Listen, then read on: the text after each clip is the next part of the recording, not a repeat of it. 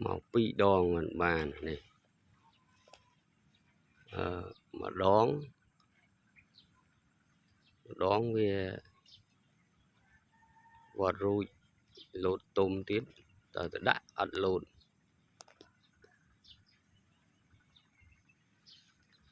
cõi mà đã ngày nắng thẹn với hai cha thẹn ở đây thọ nộp tôm ở vọt đã mà ra tiết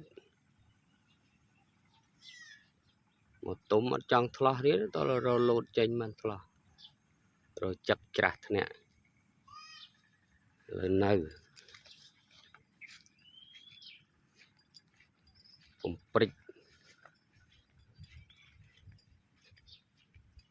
ram cọp ấy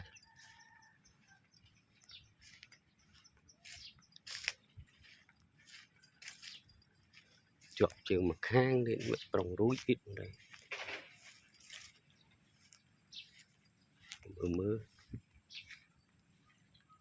rúi gì đó đó rúi chứ